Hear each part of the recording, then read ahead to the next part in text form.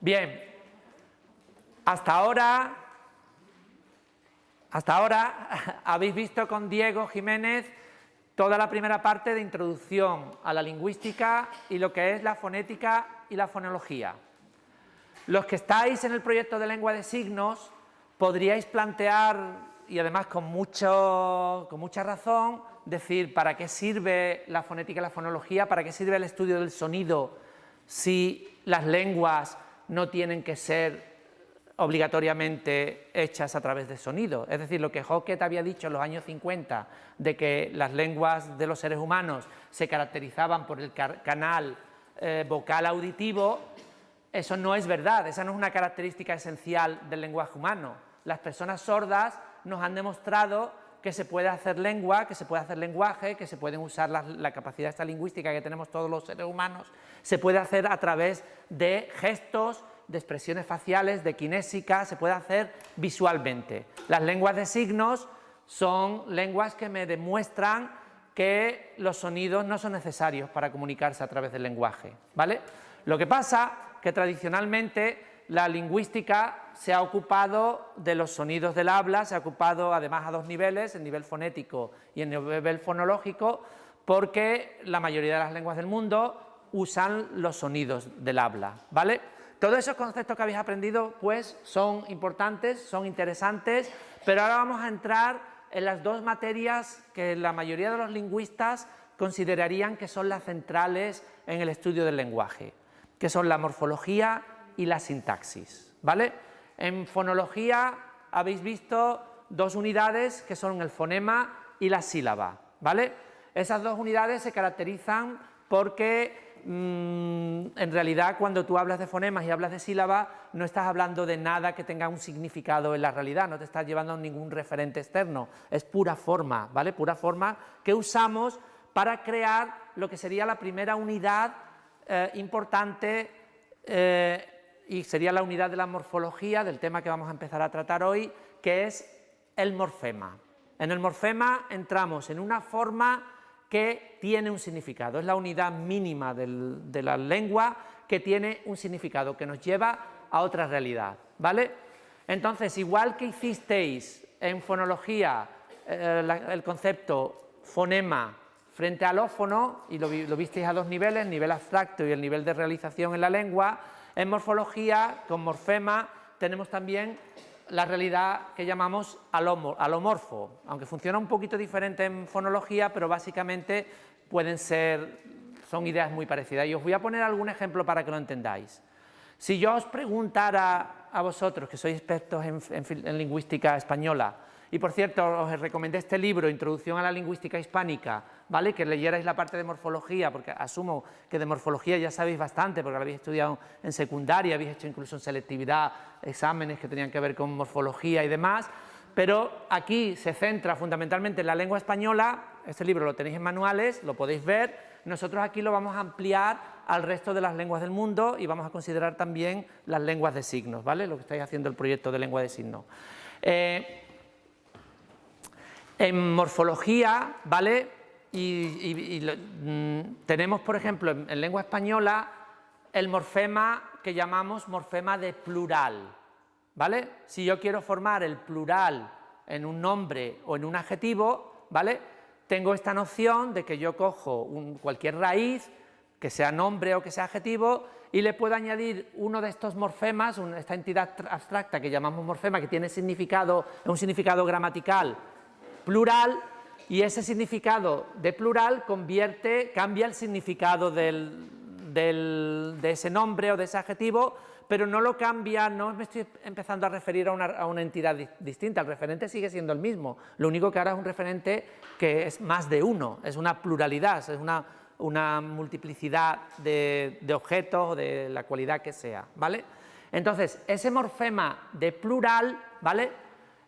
Así en abstracto, puede tener luego varias realizaciones distintas, igual que pasaba en fonema alófono, que en distintas lenguas los alófonos funcionaban de manera distinta. Con estos morfemas de plural, con estos morfemas en distintas lenguas se pueden realizar de manera distinta, aunque sean etimológicamente y el origen sea muy similar. Y os voy a poner un ejemplo. El morfema de plural en español, ¿vale?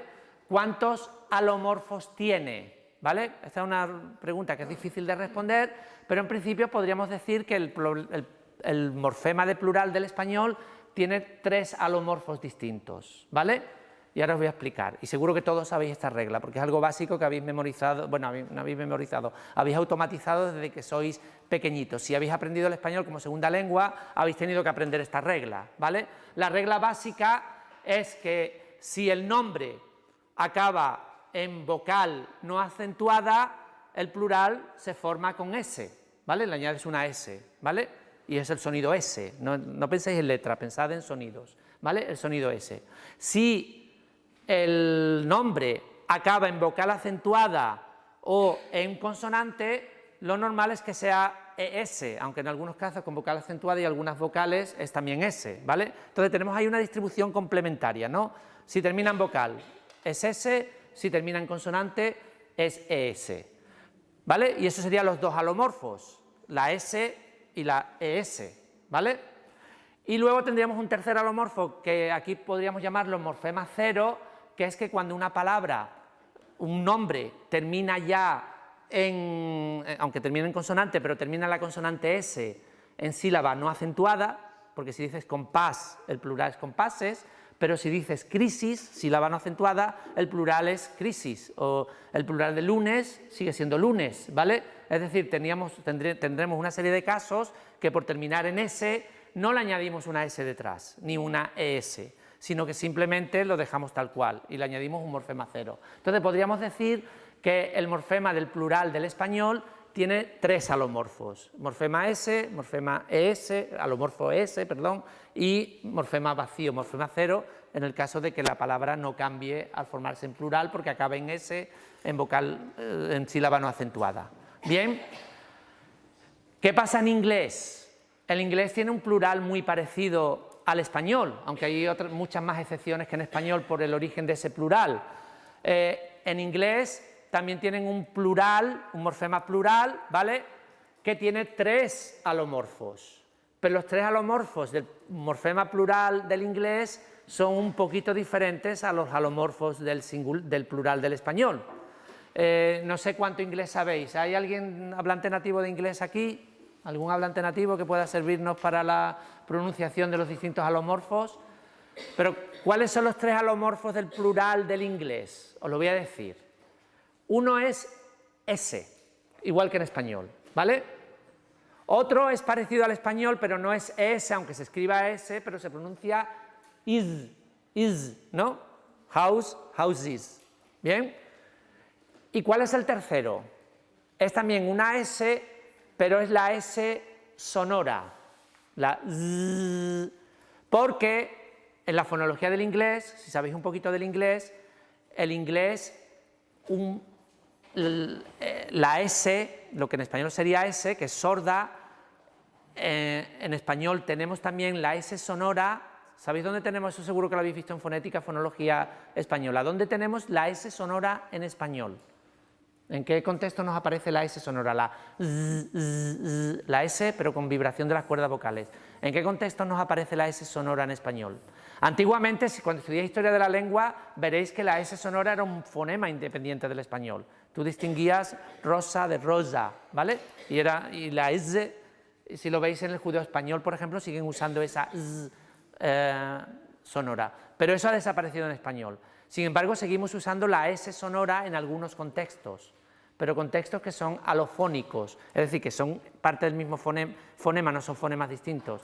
¿Alguien sabe dónde usamos la S sonora en español? Si yo digo una palabra como desde, rasgo, mismo, la S ya no se hace sorda, sino que se hace sonora. ¿Sabéis por qué? Desde, rasgo, oclusiva, no oclusiva, ¿algo más? En posición implosiva, pero no siempre. No todas las posiciones implosivas, porque no, a ver, está en posición implosiva y está seguida de una consonante. Le ha dicho oclusiva, pero falta algo más. Está de una sonora. Si tú a la S la haces seguir de una sonora, por asimilación, la S del español se convierte en Z, ¿vale? Pero en español yo no distingo palabras por S y Z, ¿vale? Es decir, no son fonemas distintos, son alófonos del mismo fonema. En inglés, si sabéis que tengo la palabra, no sé si conocéis la palabra su, el nombre de Susan o to sue, que demandar a alguien, frente a zoo. ¿Sabéis lo que significa zoo? Going to the zoo, zoológico, ¿vale? O sea, una cosa es zoo y otra cosa es su, ¿vale? O una cosa es sip, que es tomar un traguito con sip, y otra cosa es zip, que es subirse la cremallera, ¿sí? Sí, en español antiguo, en español de medieval, también había S y Z, ¿vale? Es decir, en muchas lenguas, francés también, ¿verdad? En francés es muy distinto decir poisson y poisson, ¿no? El ejemplo que uno pides pescado, en el otro pides veneno, ¿no? Entonces hay que tener mucho cuidado con ese tipo. En español no tenemos esos dos sonidos, esos dos fonemas, en inglés sí, ¿vale? Entonces, como en inglés tienen esos dos fonemas y son diferentes, el alomorfo del plural en inglés tiene, o sea, el morfema del plural en inglés tiene tres variantes: la S sorda, la S sonora y la is. ¿Cuándo aparece la S sonora en inglés como alomorfo del plural? Cuando el nombre acaba en consonante sonora. Entonces, mirad, si yo digo gato en inglés, cat, y digo su plural, cats, es la S normal, porque eso es sordo. Pero si digo perro, dog, esa es sonora, y digo dogs, la S es sonora. ¿Veis? Entonces tenemos ahí tres alomorfos que son variantes del mismo morfema de plural y son diferentes de los tres alomorfos del español, como hemos visto antes, ¿vale? Otro ejemplo, para que veáis la diferencia entre lo que sería morfema y alomorfo. ¿Sabríais decirme cuáles son los tres alomorfos a la hora de formar el pasado regular de los verbos en inglés? Los pasados regulares, los irregulares es otra historia, también es otra historia los plurales irregulares, como mouse, mice, foot, feet, eso no nos vamos a preocupar, child, children, no nos vamos a preocupar de eso, me interesan los regulares. ¿Cuáles serían los tres alomorfos del morfema de pasado, lo que representamos con ed, ¿no? ¿Cuáles son los tres?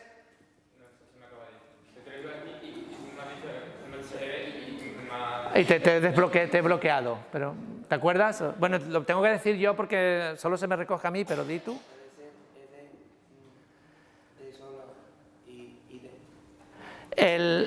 Mirad, si cogemos el plural regular, ¿vale? El plural regular, el pasado regular, normalmente lo representamos. Si yo tengo un verbo como viene a hacer otra vez algo parecido a lo que hemos visto de los plurales. Si yo tengo un verbo como love, que termina, love, que termina en consonante sonora, su pasado, el alomorfo del pasado es una D, loved, ¿vale? Loved. Bien, si termina en una consonante sorda, ¿vale? Ahora no se me ocurre ninguna, pero cualquier verbo que termine en una consonante que sea sorda y le añadas el ed, ahí te aparece la T, ¿vale? Y, por ejemplo, walk, walked, gracias por el ejemplo, walk, walked, eso es T, ¿vale? Y ahora, ¿cuándo aparece el id? Que sería cuando el verbo acaba en T o en D, ¿vale? ¿Entendéis? A menos que sea irregular, si un verbo acaba en T o acaba en D, se añade id. Se me olvidó decir antes, el alomorfo del plural is en inglés, ¿con qué palabras aparece? ¿Qué dijimos? S cuando acababa en consonante sorda, es cuando acababa en consonante sonora, y cuando aparece el is del plural. ¿En qué palabras tengo is? He dicho house, houses, judge, judges, ¿no? ¿Qué más? ¿Qué característica tiene que hace que el sonido, eso los hablantes nativos del inglés lo hacen automáticamente, nosotros tenemos que aprenderlo como una regla? ¿Recordáis? En español habíamos dicho, la regla era, acaba en consonante, añado S. En inglés no es tan fácil, en inglés acaba en un tipo de consonante especial. ¿Sabéis qué ¿Qué consonantes son las que hacen que el plural se construyan con is?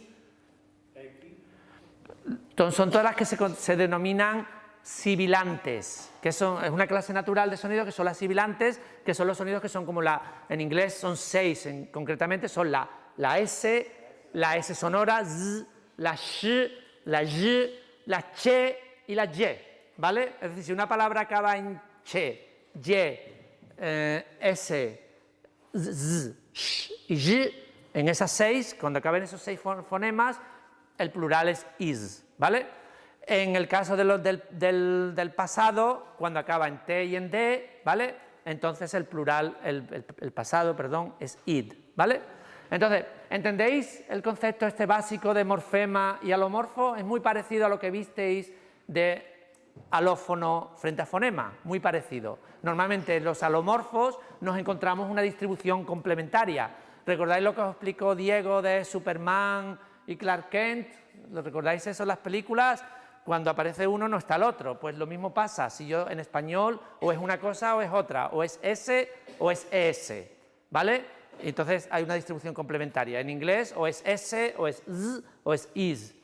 Bien, pregunta, Fran. Entonces, un alomorfo que un morfema cuyo fonema, dependiendo del contexto, tiene un alófono u otro. En la mayoría de los casos tiene que ver con la fonología, sí. Es decir, es una variante de un morfema que tiene sonidos distintos, ¿vale? Os voy a poner otro ejemplo, se ve muy fácil también en español.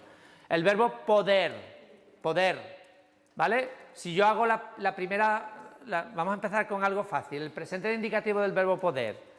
Fijaos, la raíz es pod, de pronto digo yo pued, ahí tengo un alomorfo. Y tiene razones históricas, eso lo vais a ver cuando estudiéis historia de la lengua española, vais a ver por qué el pod se convierte en pued, en sílaba acentuada. Puedo, puedes, puede, podemos, podéis, pueden, ¿vale? Entonces tengo que el morfema, la raíz de poder, tiene dos alomorfos, pod y pued, ¿vale? Esos son los alomorfos, es decir, las distintas variantes, las distintas realizaciones de un morfema. El morfema es algo un poco más abstracto y en el habla, por cuestiones históricas y demás, adquieren distintos sonidos, distintas pronunciaciones, distintas variantes, y esos son los alomorfos. Y están reguladas normalmente por lo que se conoce la morfofonología. Tienen que ver con procesos fonológicos muy parecidos a los que se dan entre los fonemas y los alófonos, ¿vale? Un morfema ha cambiado de sonido, pero se refiere al mismo contexto. Claro, exactamente. Un morfema cambia de sonidos y entonces tienes dos realizaciones distintas, o tres realizaciones distintas, cuatro realizaciones distintas, pero se refieren a la misma realidad, tienen el mismo significado. Esos son los alomorfos. Las distintas realizaciones de un mismo fonema, de un mismo morfema, ¿verdad? Igual que los alófonos eran las distintas realizaciones de un mismo fonema. ¿Recordáis? Si yo tenía la palabra dedo en español, las dos las escribimos con D, pero en realidad son dos alófonos distintos. Uno es el dental oclusivo, D, el primero, pero luego do es interdental y es fricativo, o es aproximante, depende cómo queréis. Ahora, si digo a dedo, he cambiado el contexto y ya los dos son fricativos. Es como si yo digo, por ejemplo, un alófono, ¿no? Que un alófono cambia de pronunciación y tiene varios alófonos. Es un fonema, cambia por distintos procesos de asimilación, procesos fonológicos, son distintos alófonos, pues un morfema cambia y tiene distintas realizaciones y esos son los alomorfos. ¿Cómo se refiere al fonema como los alomorfos se refieren? A los morfemas, perfecto. Los alófonos tienen la misma relación con los fonemas como los alomorfos con los morfemas, ¿vale? Ese concepto de morfema está más o menos claro. Bien, seguro que habéis estudiado en lengua española muchos tipos de morfemas, habéis dado mucha teoría de morfemas. A mí eso no me interesa tanto. A mí, yo lo que voy a intentar centrarme es que entendáis para qué nos sirve todo esto de la morfología, para qué nos sirve todo esto de la sintaxis, ¿vale? Y qué hacen las lenguas, porque a nosotros los de lingüística en general nos interesa estudiar muchas lenguas y ver qué es lo que hacen las distintas lenguas a la hora de organizar la información y de presentarla, ¿vale? Entonces, y lo que voy a intentar daros así en unos apuntes así muy rápidos es qué tipo de lenguas tenemos en el mundo según su morfología y según el uso que hagan de esta información morfológica, ¿vale? Y esto lo vais a tener que entender, por lo menos a grandes rasgos, porque tenemos una gran diversidad lingüística en el mundo. Los que estáis en chino y estáis dando clases de chino, y aquí tenéis a personas nativas de chino que os pueden verificar que esto que estoy diciendo es verdad. El chino apenas usa para nada la morfología. ¿Qué quiere decir esto? Que el chino es lo que conocemos como una lengua analítica o aislante. Es el caso quizás más extremo que tenemos de lengua analítica o aislante. Es decir, que lo hace casi todo con la sintaxis y muy poco con la morfología. El inglés, los que estéis más familiarizados con el inglés también es bastante analítico y bastante aislante. Las lenguas de signos, las que estáis estudiando, también se consideran bastante analíticas y aislantes porque casi todo el peso de la transmisión de la información lo lleva la sintaxis. La sintaxis, que es la que pone las palabras juntas para formar oraciones, es la que lleva casi todo el peso y casi no hay morfología, casi no hay estructura interna de las palabras, ¿vale? Entonces, eso es un extremo. Lenguas como el chino. En chino, si habéis estudiado, estáis viendo los verbos y demás, tú tienes simplemente el infinitivo del verbo y si lo quieres poner en pasado no tienes formas de pasado de ese verbo, no tienes formas que cambien primera persona, segunda persona, tercera persona. Eso lo hace todo con palabras extra. Si tú quieres hablar del pasado, pues dice comer mañana o ayer. Si quieres hablar de futuro, comer mañana. Si quieres hablar que eres tú el que comes, pues pones el pronombre, como hace el inglés, ¿no? El I love, you love, y casi no tenemos conjugación. El inglés todavía tiene I love, you love, he loves, el chino ni siquiera eso. El chino usa wo, ni, man, esos son los tres pronombres y esos son los que hacen los que te dicen si es primera persona, segunda, tercera, la forma del verbo no cambia nunca. ¿Ibas a decir algo? Sí. Bueno, ¿entendéis lo que sería una lengua aislante? No usa apenas la morfología y lo hace todo a través de la sintaxis. Inglés es un buen ejemplo de lengua aislante, pero mucho más extremo es el chino, por ejemplo. Los que estáis en chino podéis verlo. ¿Cuál será el opuesto? ¿Cuál será el tipo de lengua opuesta? No, el español para nada, el español está más entre medio, las lenguas clásicas para nada tampoco. Hay unas lenguas a las que llamamos polisintéticas. Y, por ejemplo, son las lenguas de los inuit. ¿Sabéis quiénes son los inuit o esquimales? Esquimales seguro que os suena. Esquimal es un término de estos discriminatorios, ¿vale? Ellos prefieren que no se les llame esquimales, entonces intentamos usar inuit, ¿vale? Los inuit, no sé lo que significa el origen de inuit. ¿Qué? Perdón. No lo sé, pero... No lo sé. Es el nombre que reciben los pueblos estos que viven desde Alaska, norte de Canadá, hasta Groenlandia, son los inuit, ¿vale? Pues los inuit, casi todas las lenguas inuit, que hay muchas lenguas inuit, porque es un territorio muy extenso, y aunque tengan pocos hablantes y estén en peligro estas lenguas, pues son muchas lenguas. Fijaos, estas lenguas y también algunas del Pacífico en Estados Unidos, lo que sería Washington, California, también Canadá, Vancouver y demás, ahí en esas zonas hay muchas lenguas que se llaman polisintéticas. ¿Qué quiere decir estas lenguas polisintéticas? Estas lenguas apenas usan la sintaxis y lo hacen todo con la morfología. ¿Qué quiere decir que lo hacen todo con la morfología? Que si tú quieres construir una oración, lo que tienes que hacer es construir una palabra. ¿Entendéis? O sea que las oraciones son palabras. ¿Cómo se consigue eso? Puede parecer un poco extraño, pero no es tan extraño. Lo que hacen es incorporando todo dentro de la misma palabra, ¿vale? O sea, cogen una raíz, que sería el centro, que sería normalmente una raíz verbal. Y esa raíz verbal le van a empezar a añadir sufijos, prefijos y le van a empezar a incorporar todo lo que haga falta, ¿vale? Entonces, en esas lenguas, un verbo puede tener un número infinito de formas, porque lo vas a conjugar, le vas a poner primera persona, vas a hacer normalmente concordancia de sujeto, concordancia de objeto indirecto, concordancia de circunstanciales, y además los vas a meter todos juntos, ¿vale? Con lo cual, y esto es muy importante porque uno de los prejuicios que suele haber, ya que ha dicho Fernando lo de los esquimales, los inuit y la nieve, se suele decir, es que los esquimales tienen muchas palabras para la nieve, ¿verdad que se suele decir eso? en realidad, como los inuit usan estas lenguas polisintéticas, tienen muchas palabras para cualquier cosa, porque tendrás raíces de nieve, tendrás raíces de lo que sea, y puedes hacer un número infinito de palabras. En realidad, ¿vale?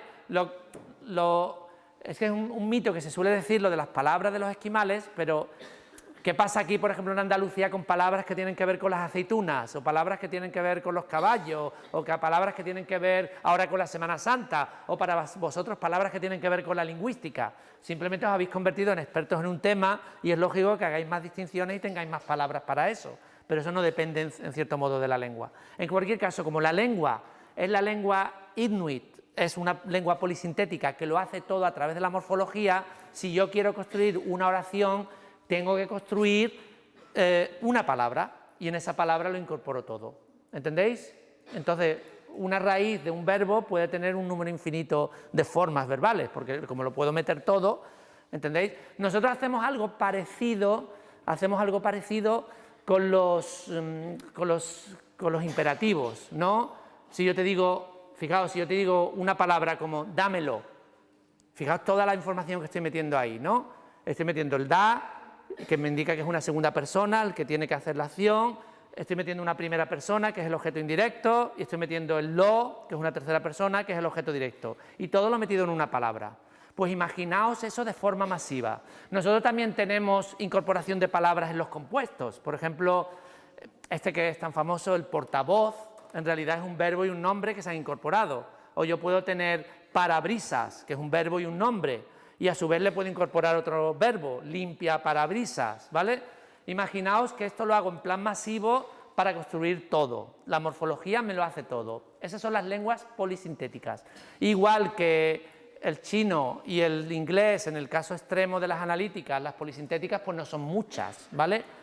Las polisintéticas lo hacen casi todo, incorporando a través de las palabras toda la información, ¿vale? Las analíticas no ponen nada en las palabras, sino lo hacen todo a través del orden lo hacen a través de la sintaxis, ¿vale? Y la inmensa mayoría de las lenguas del mundo usan las dos, usan morfología y usan sintaxis, ¿vale? Y esas son las lenguas que tienen algo de analíticas y tienen algo de sintéticas. Y ahí podemos distinguir dos tipos también, de las que están entre medio, ¿no? Que sería la inmensa mayoría de las lenguas. Ahí tenemos todo un gradiente también, porque así nos van a salir 4 tipos de lenguas según la morfología, ¿vale? Y nos faltan 2. Hemos visto los extremos de lenguas analíticas y lenguas polisintéticas. Y nos quedan otros 2 extremos. Luego la realidad es que la mayoría de las lenguas van a estar entre medio.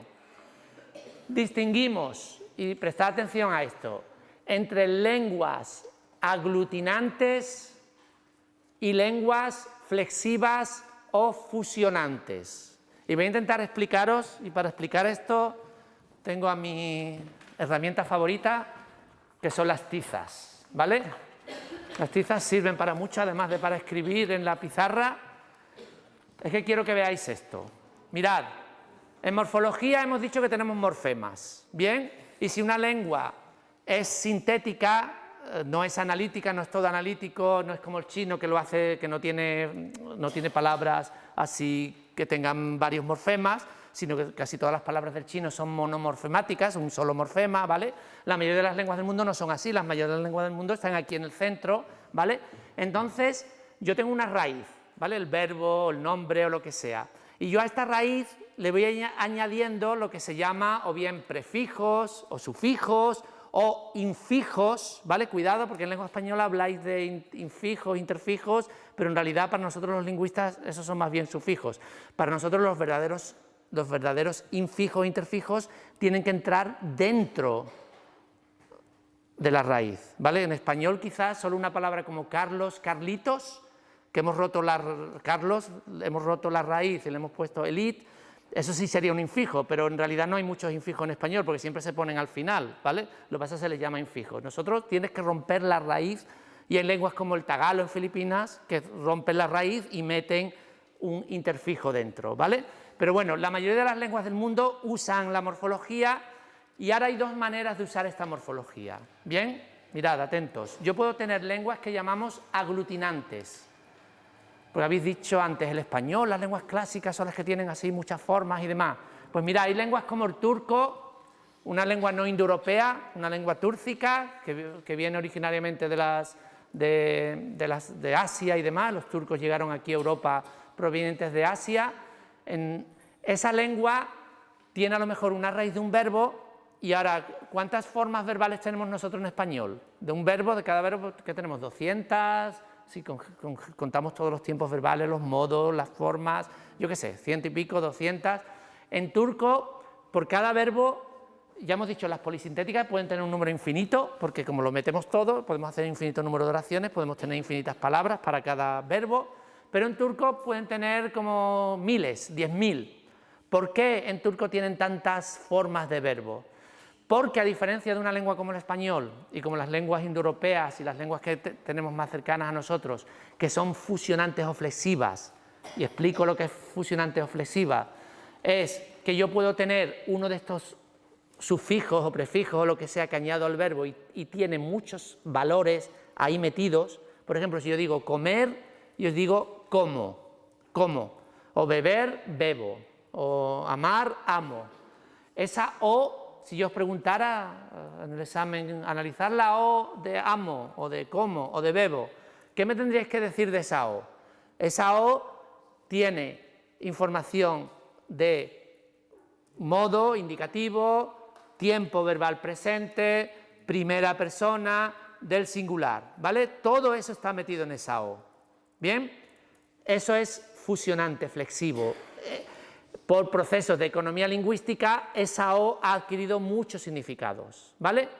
En una lengua aglutinante esto no pasa. En una lengua aglutinante como el turco, para cada raíz yo voy a tener morfemas, sufijos independientes, ¿vale? O prefijos o lo que sea, que van a tener significados distintos. Es decir, para modo indicativo subjuntivo, pues tengo que poner uno. Para presente pasado tengo que poner otro. Para primera persona tengo que poner otro, para plural o singular tengo que poner otro. Es decir, para lo que sería en español O, tendría que tener 4 sufijos en turco. Eso hace que estas lenguas tengan muchas formas, ¿vale? Son muy regulares, funcionan bastante bien y tienen mucho tipo de información, pero te pueden resultar 10.000 formas en el verbo, ¿vale? Esas serían las lenguas aglutinantes. Entonces, ¿qué quiere decir aglutinante desde el punto de vista morfológico?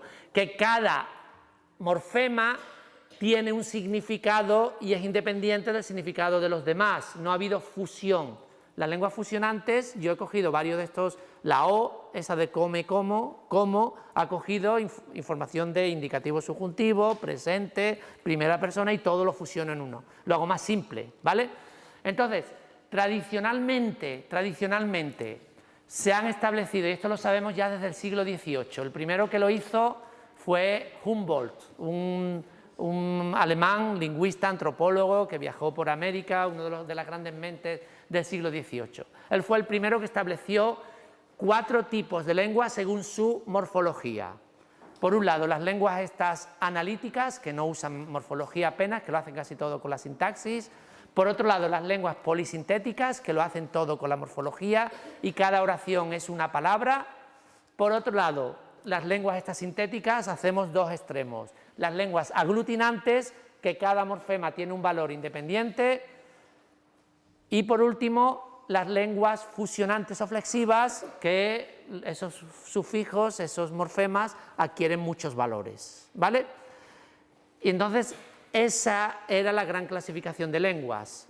Lenguas, según la morfología, pueden ser analíticas o aislantes, caso del chino o del inglés, aglutinantes, caso del turco, flexivas o fusionantes, caso de las lenguas que conocéis así fundamentalmente como casi todas las indoeuropeas, menos el inglés, que es más bien analítica, ¿vale? Las lenguas clásicas, la lengua española, y luego las lenguas polisintéticas, caso del inuit, ¿vale? Que todo lo incorporan en una sola palabra, incorporan toda la oración. Y me he pasado el tiempo, perdonad, ahora pregunta, ya hemos terminado, la clasificación de las lenguas del mundo según la morfología.